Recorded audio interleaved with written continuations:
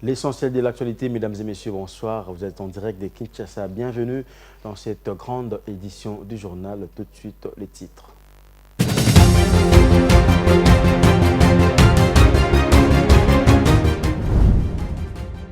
Le président de la République, Félix Tshisekedi, est arrivé ce mardi 26 novembre dans la province du Tanganyika pour une mission d'itinérance. Cette visite qui s'étendra sur près d'une semaine sera marquée par plusieurs activités, dont la 11e conférence des gouverneurs de province et la 23e réunion du Conseil des ministres prévue à Kalemi, chef-lieu de la province du Tanganyika. En séjour au royaume chérifien, la première ministre Judith Suminwa a échangé ce mardi 26 novembre 2024 avec le chef du gouvernement marocain Aziz Akanouch. Les échanges entre les deux personnalités étaient centrés sur la coopération et le renforcement des relations bilatérales entre les deux pays. En sport, la 26e édition de la Coupe d'Afrique des Nations des handball féminin démarre ce mercredi 27 novembre 2024 au gymnase du Stade des Martyrs à Kinshasa et se poursuivra jusqu'au 7 décembre. Pays hôte, la RDC entame la compétition en affrontant l'Ouganda lors du match inaugural.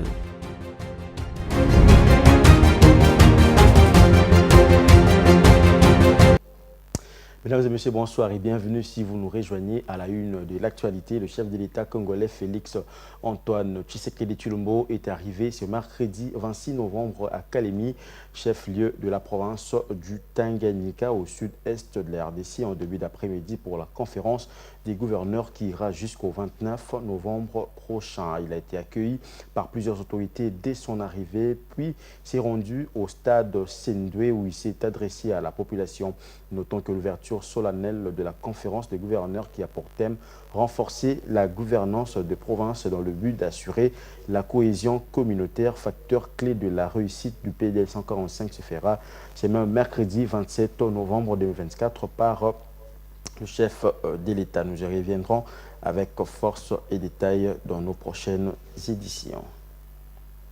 Je l'annonçais également dans les titres, la diplomatie africaine prend un tournant prometteur alors que la première ministre congolaise Judith Suminwa Tuluka a été reçue ce mardi 26 novembre 2024 au Palais Royal par le chef du gouvernement marocain Aziz Akanouch. Cette rencontre qui s'inscrit dans un cadre plus large de coopération et de partenariat souligne l'héritage de relations bilatérales entre les deux pays qui remonte à plusieurs décennies. Images et commentaires.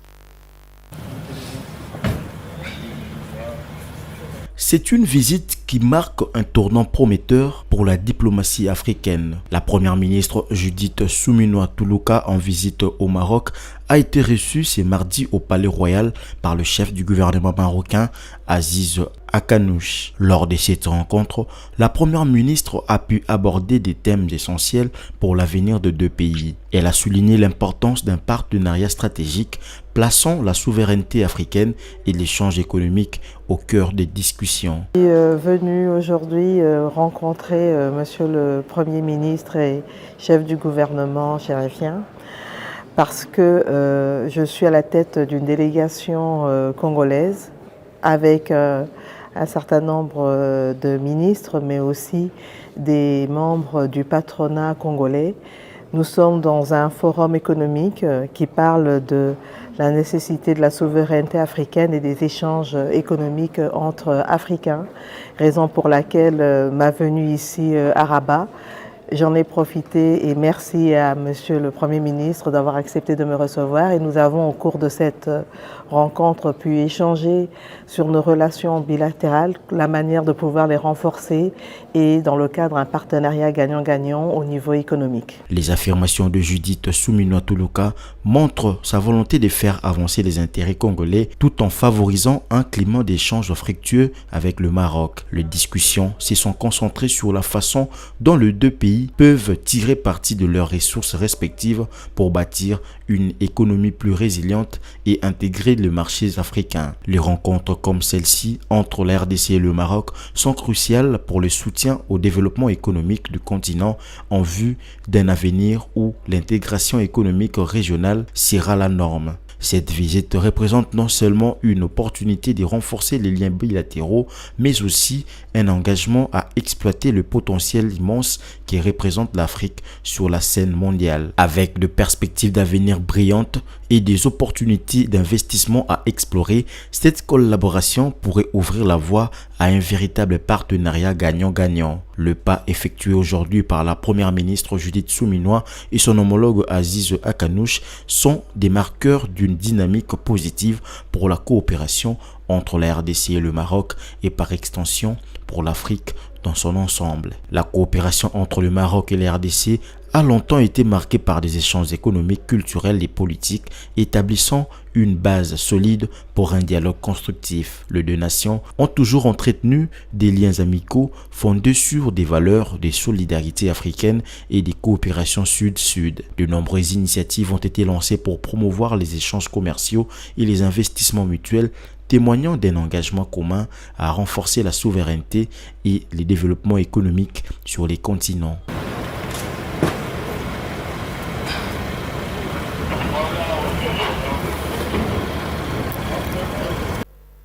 Puisque nous sommes dans le royaume chérifien, eh bien, restons-y. Bien avant, c'était tête-à-tête avec les chefs du gouvernement marocain. La chef du gouvernement congolais, Judith Suminwa Tuluka, avait visité le lundi 25 novembre les différents compartiments de l'ambassade de la République démocratique du Congo au Maroc. Judith Suminwa avait également échangé avec les diplomates congolais en poste au Maroc. Les discussions ont porté sur plusieurs questions liées à la coopération entre les deux pays, mais aussi sur les conditions de travail des diplomates. Regardez.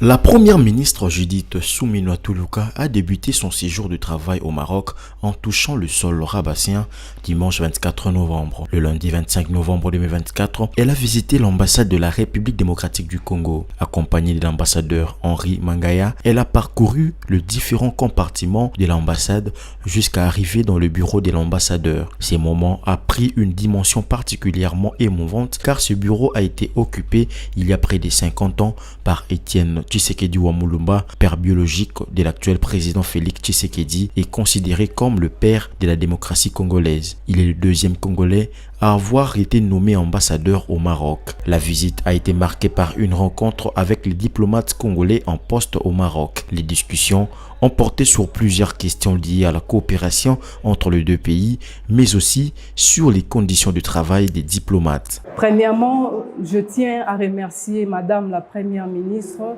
parce que c'est pour la toute première fois que nous puissions recevoir au sein de nos locaux une haute personnalité en la personne de l'excellence Madame la Première ministre de notre pays. Nous la remercions sincèrement, infiniment pour cette marque de présence ici au sein de notre ambassade et en cela, nous lui sommes très reconnaissants pour nous avoir accordé la parole. Chaque diplomate s'est exprimé par rapport à ses ententes pour pouvoir améliorer les conditions de travail des diplomates, mais aussi pour pouvoir améliorer les conditions sociales des diplomates en poste partout au sein de nos pays accréditaires où nous sommes.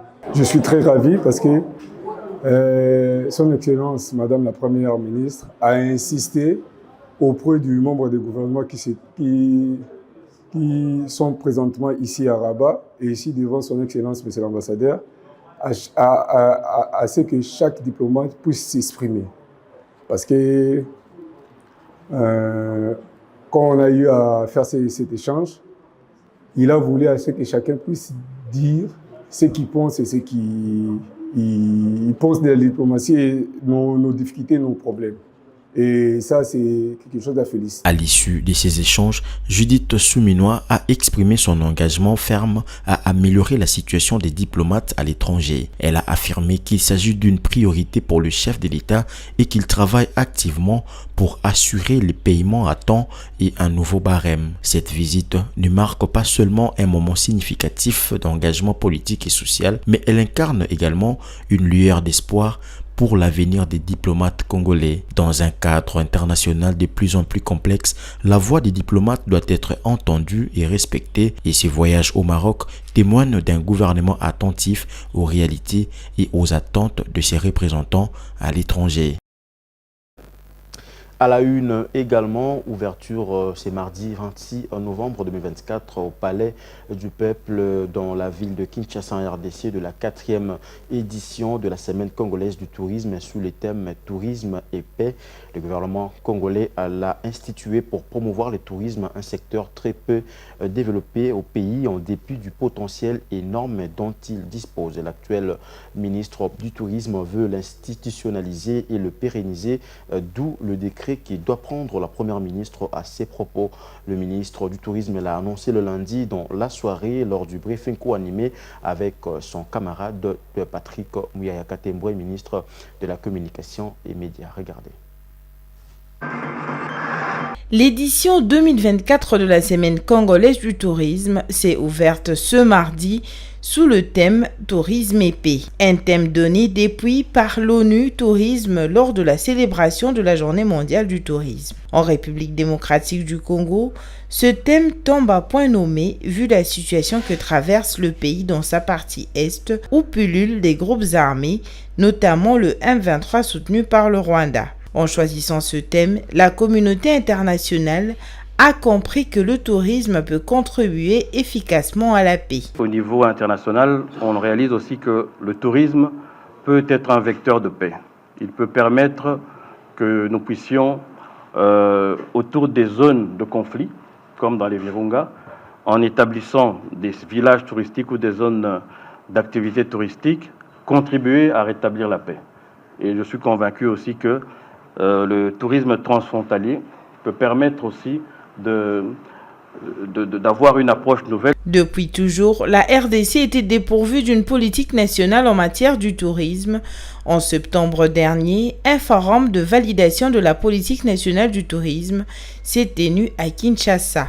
Les participants venus de toute la RDC ont adopté ce document qui guide désormais la marche de ces secteurs vitaux de l'économie congolaise. Et quand vous regardez le spot institutionnel, il parle de ce qui rassemble les Congolais, ce qui fait la beauté de ce pays, ce qui permet aux Congolais de rester fiers et dignes et de se dire que nous avons un beau pays et d'arrêter de voir le verre à moitié vide et commencer à le voir à moitié plein. Parce que c'est important et je pense que c'est l'un des points sur lesquels nous avons démarré dans notre stratégie, c'est de faire que les Congolais, d'abord parce que ce sont les premiers touristes et ce sont les premiers à défendre l'image de marque du pays, qu'ils réapprennent à aimer leur pays. Débutée ce mardi 26 novembre 2024, la 4e édition de la Semaine congolaise du tourisme s'étiendra jusqu'au 30 novembre 2024. Au programme, l'exposition des valeurs touristiques du pays, un forum sur le développement et la promotion du tourisme, plusieurs découvertes, notamment des découvertes culinaires. Il y aura également une visite guidée des sites touristiques de Kinshasa et des animations et spectacles divers. La première édition de la Semaine congolaise du tourisme s'est tenue à Kolwezi, au Lualaba, en octobre 2021.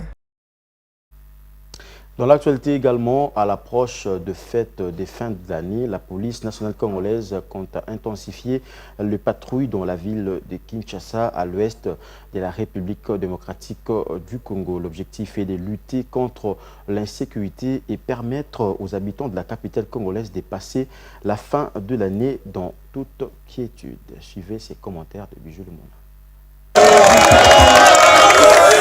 Afin de lutter contre l'insécurité qui bat son plein dans la ville de Kinshasa, la police nationale congolaise a assuré la population quinoise qu'elle va intensifier ses patrouilles dans la ville. Ces assurances ont été données le lundi 25 novembre 2024 par le commissaire divisionnaire adjoint Blaise Kilimbalimba lors d'une parade mixte police-FRDC animée à l'esplanade du Palais du Peuple dans la commune de Lingwala au nord de Kinshasa. Dans le même temps, le chef de la police nationale de Kinshasa a annoncé des nouvelles mesures pour lutter contre les embouteillages en traquant les véhicules en mauvais état. Il a aussi présenté les criminels à la base de l'insécurité dans la capitale et qui ont été pris la main dans le sac par les services d'intelligence et de sécurité.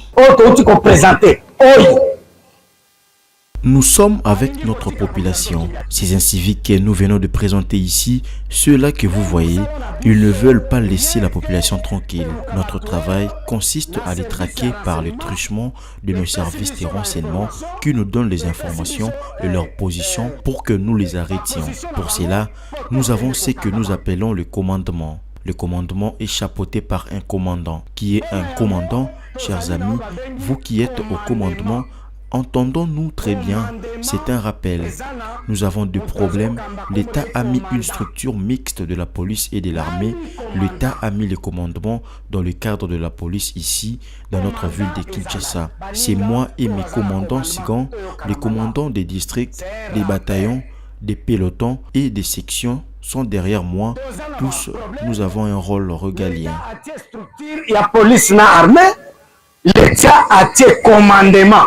À noter que Blaise Kilimba Limba a invité les différents services de sécurité à respecter l'ordre établi pour travailler en parfaite collaboration et remplir leur devoir de sécuriser les personnes et leurs biens.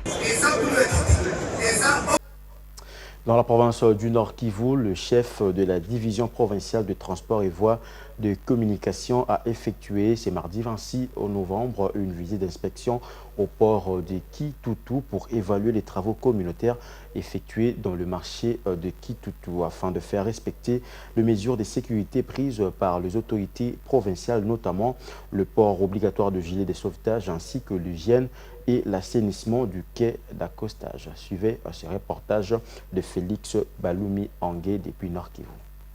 Les chefs des divisions provinciales des transports et voies de communication Nord Kivu, Patrick Emouindo Banyanga, était en visite au port de Kituku ce mardi 26 novembre 2024. Il a effectué cette descente pour plusieurs objectifs, notamment faire respecter la mesure du port obligatoire des gilets de sauvetage, l'hygiène et l'assainissement, la lutte contre les tracasseries et organiser l'évaluation des travaux communautaires au marché de Kituku. Le chef de division a déclaré vouloir suivre la vision du vice-premier ministre des Transports et Voies de Communication Jean-Pierre Bemba et les gouverneurs de la province du Nord Kivu pour améliorer les conditions de vie des voyageurs sur les eaux du lac Kivu. Je demandais à toutes les associations de manutentionnaires de procéder à la propriété du quai d'accostage à Kituku. Et le travail a déjà commencé. Et il fallait aussi, pour l'exécution des instructions de son Excellence Jean-Pierre Bemba, vice-premier ministre des Transports, Voies de Communication et Travema, lié au port de gilets de sauvetage et aussi la réglementation sur la voie lacustre. C'est pourquoi nous nous sommes retrouvés ici à Kituku et aussi entourés de cette masse pour essayer de les sensibiliser, pour essayer de le recadrer en fait de pouvoir passer à l'exécution parce qu'il s'agit d'une tâche pour tout le monde. Et la lutte de la République, chef de l'État, surtout les grands soucis de son Excellence Jean-Pierre Bemba du secteur, c'est pour la sécurité des personnes et de biens sur la voie lacustre. C'est ça notre mobile d'être ici à Kituku. Pour l'administrateur du marché de Kituku, les travaux communautaires sont émoyés, efficaces pour l'hygiène. Il appelle également à un soutien auprès du gouvernement congolais et ses partenaires pour pérenniser ces travaux. Monsieur Saïdi Kalebo Joffre. Nous avons, dans la semaine, nous avons deux grands jours du marché dans les marchés. Nous avons les lundis et les jeudis. Et chaque lundi, quand nous avons une grande population, nous devons toujours faire les salons juste après les marchés. Et les salons, ça se fait un jour après les marchés. Donc les mardis, nous faisons les salons de tout le monde. Et le vendredi et les jeudis, les vendredis, nous faisons les salons. Et raison pour laquelle vous voyez tous ces mouvements des mamans que nous avons mobilisés, qui font souvent les salons dans ces grands marchés. Il convient de signaler qu'après sa visite, le chef de division des transports et voies des communications a clôturé sa descente par une réunion élargie avec les acteurs de la société civile, les armateurs et tous les membres du comité du marché de Kitoukou pour discuter des stratégies à mettre en place en fait d'améliorer les conditions des voyageurs sur les eaux du lac Kivu et les modes de vie des commerçants de la région. D'une province à une autre, remise d'intrants agricoles à 140 ménages d'agriculteurs le lundi 25 novembre à Likasi, en la province du Haut-Katanga, au sud de la RDC. Il constitue la première partie des 250 ménages d'agriculteurs bénéficiaires de cette dotation. Les 110 autres ménages recevront la même chose dans une semaine. Ces intrants leur ont été remis par une entreprise minière qui s'est associée à une organisation non gouvernementale locale dans le but d'augmenter leur production agricole. Regardez.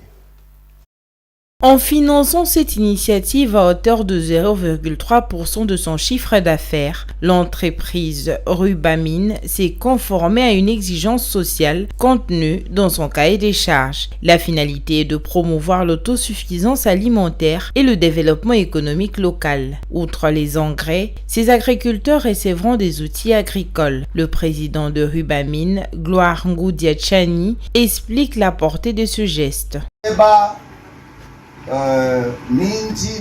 Ceux qui vont bénéficier d'intrants doivent signer une fiche d'engagement. Pour ceux qui prennent 1 hectare, ils doivent restituer 220 seaux après la récolte. Pour un demi-hectare, c'est 110 seaux. Il faut signer sur la fiche avant de prendre les intrants. Les bénéficiaires sont appelés à signer une fiche d'engagement avant de prendre ces intrants, une fiche dans laquelle ils promettent de fructifier ce qu'ils ont reçu. En outre, ils n'ont pas manqué d'exprimer leur satisfaction pour le geste posé à leur endroit.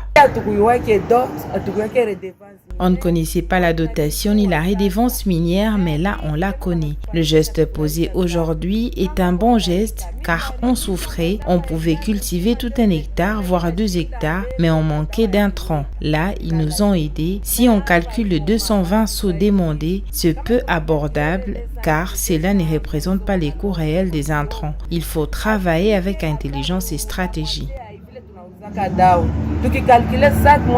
Ce genre de projet permet de concilier l'exploitation minière et le développement communautaire tel qu'exigé par les autorités congolaises. L'insécurité alimentaire reste jusqu'à ce jour l'un des grands défis à relever pour le gouvernement de la République démocratique du Congo.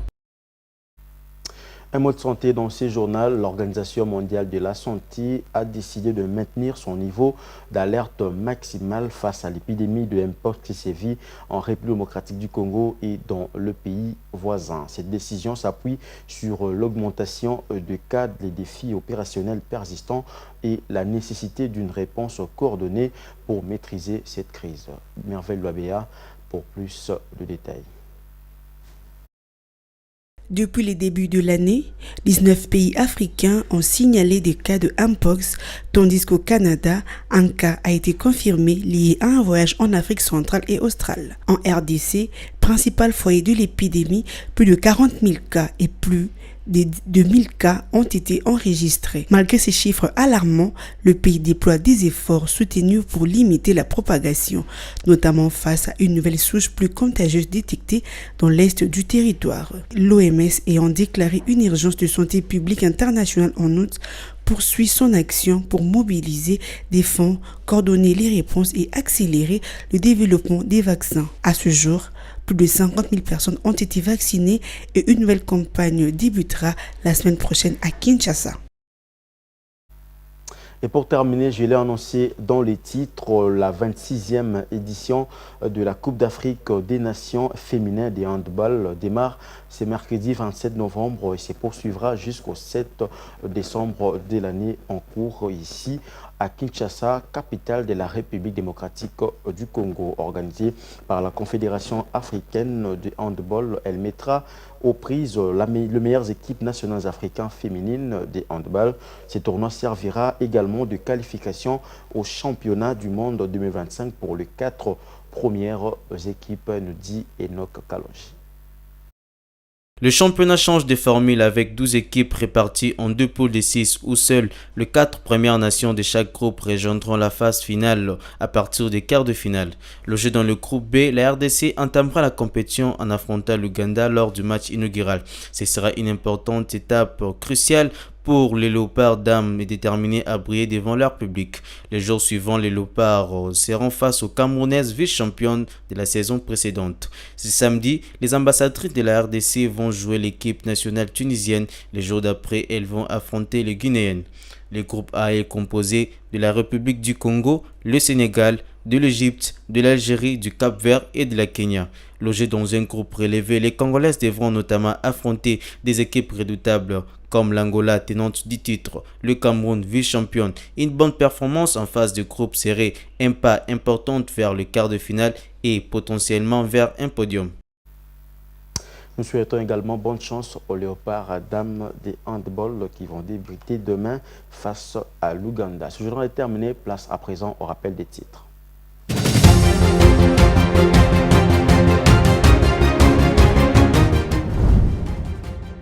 Le président de la République Félix Tshisekedi est arrivé ce mardi 26 novembre dans la province du Tanganyika pour une mission d'itinérance. Cette visite qui s'étendra sur près d'une semaine sera marquée par plusieurs activités dont la 11e conférence des gouverneurs de province et la 23e réunion du Conseil des ministres prévue à Kalemi, chef-lieu de la province du Tanganyika.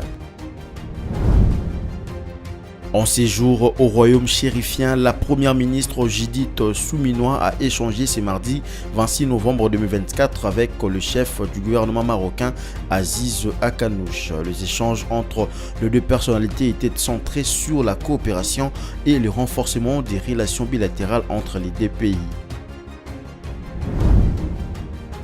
En sport, la 26e édition de la Coupe d'Afrique des Nations des handball féminin démarre ce mercredi 27 novembre 2024 au gymnase du Stade des Martyrs à Kinshasa et se poursuivra jusqu'au 7 décembre.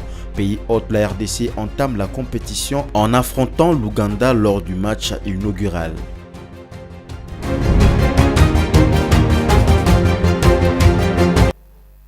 C'était là l'essentiel de l'actualité. Mesdames et messieurs, merci de l'avoir suivi. Restez branchés sur Mondico aux télévisions en notre compagnie. Bonne suite des programmes.